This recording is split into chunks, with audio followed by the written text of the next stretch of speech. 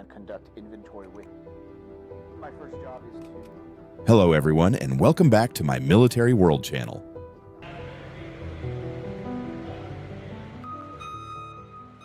Every day, thousands of soldiers around the world rely on weapons to protect their nations. But here's a question most people never think about. Where do all those weapons go when they're not in the hands of soldiers? Rifles, machine guns, millions of rounds of ammunition, even nuclear missiles. They all have to be stored, tracked, inspected, and secured with absolute precision. Indian Launch Control with Lieutenant Lawrence. Because if even one weapon goes missing, the consequences could be catastrophic. Today we're taking a closer look inside the highly controlled world of military armories, the secure facilities responsible for safeguarding some of the most powerful weapons on Earth.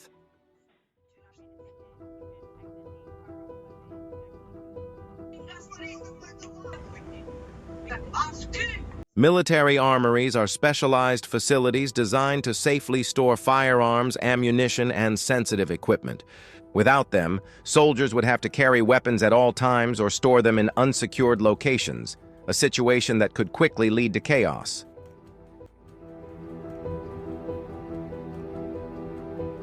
Armories have existed for thousands of years.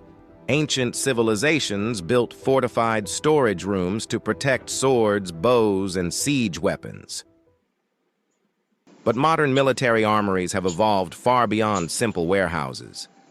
Today, they are high-security complexes, equipped with surveillance systems, reinforced vaults, controlled access points, and climate-controlled storage to protect valuable military equipment.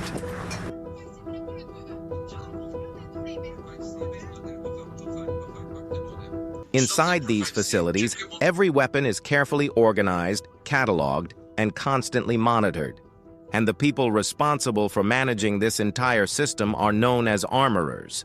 Armorers play a critical role in maintaining military readiness.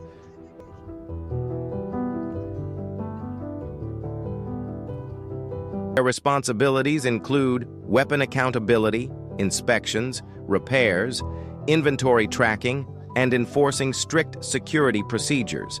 In other words, they ensure that every weapon is secure, functional, and ready for use at a moment's notice. Every firearm stored in an armory has a unique serial number, and every movement of that weapon, whether it's issued, repaired, or returned, must be documented. This level of accountability ensures that nothing is ever misplaced or unaccounted for. Because in a military environment, losing track of even a single weapon is unacceptable. For the average security forces member, a 12-hour shift is usually 14 because you have to come in. When soldiers need weapons for training or operational duties, they don't simply grab them from a rack. The process is highly controlled. Troops must first present proper identification and sign out their assigned weapon through official documentation procedures. The armorer records the weapon's serial number, the soldier receiving it, and the time it was issued. Before leaving the armory, the soldier performs a quick function check to ensure the weapon operates correctly. Only then can it be taken to the training range or duty post. When the mission or exercise is complete, the process works in reverse. Security forces members, it's a squad-based weapon, but it fires it at a faster rate of speed, which essentially keeps our enemies down or pinned behind a fixed position. Weapons are returned, inspected, cleaned, and logged back into the system. Maintenance is one of the most important responsibilities inside an armory. After every training session, soldiers clean their weapons and return them for inspection. Armorers carefully examine each firearm for signs of wear, damage, or malfunction.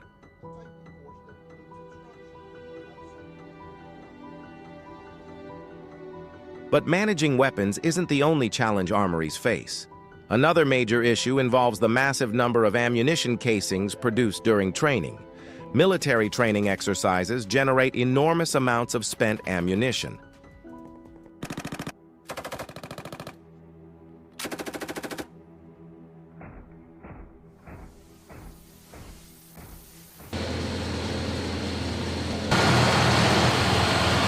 At facilities like Joint Base San Antonio-Lackland, recycling centers process between 15,000 and 25,000 pounds of brass casings every week.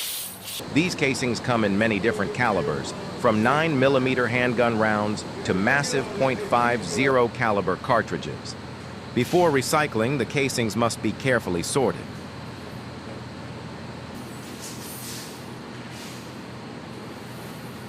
Workers inspect each batch to remove metal links, debris, and any live rounds that may have been mixed in by accident.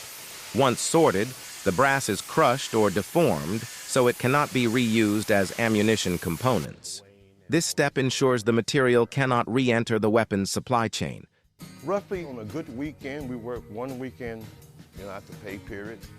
And what we do on Saturday here. Recycling brass not only prevents waste, but also generates revenue that can be reinvested into military operations.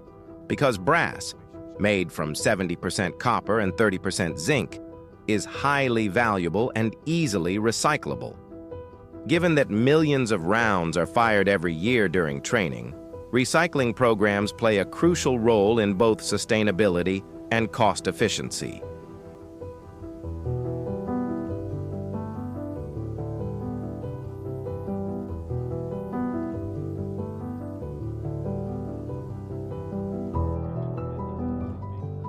While armories protect small arms and ammunition, the military also manages far more powerful weapons. Among the most formidable are intercontinental ballistic missiles, or ICBMs. These massive missiles can travel over 5,500 kilometers, delivering payloads across entire continents. The origins of these weapons trace back to World War II with the development of Germany's V-2 rocket. During the Cold War, both the United States and the Soviet Union expanded this technology dramatically, creating long-range missiles capable of carrying nuclear warheads. Today, these weapons remain a critical part of modern defense strategies, and they are stored in some of the most secure facilities ever built. Since the 1960s, the United States has operated underground missile silos designed to house and launch ICBMs.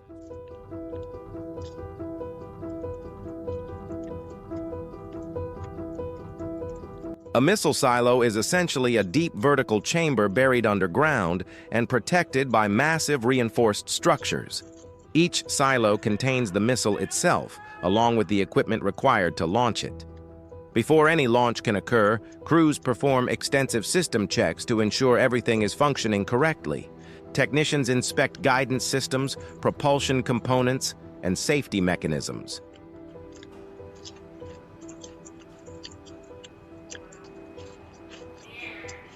Once the missile is confirmed ready, launch authorization must be received through secure command channels. The launch process then begins with a countdown. For safety, personnel evacuate the immediate area while the missile prepares to ignite. Within seconds, the missile erupts from the silo and begins its journey toward its designated trajectory.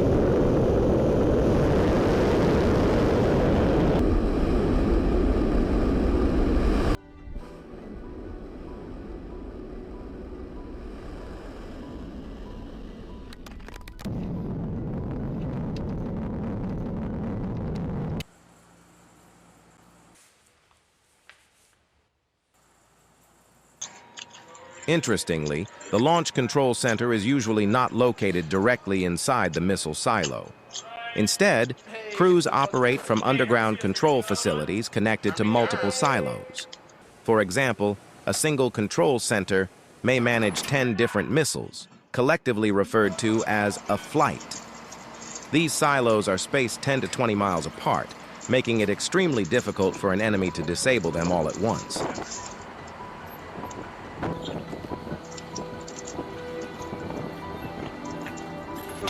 Inside the control center, 2 officers remain on duty around the clock. They maintain constant communication with national leadership and are responsible for monitoring the entire missile system.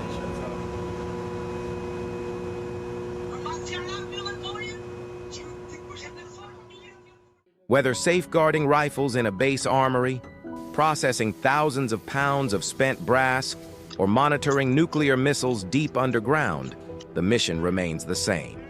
Accountability, readiness, security. From the armorer issuing a single rifle to the crew overseeing a flight of intercontinental ballistic missiles, every level of this system depends on discipline and precision. Because these facilities do more than store weapons, they ensure that some of the most powerful tools ever created by humanity are controlled responsibly and used only under lawful authority.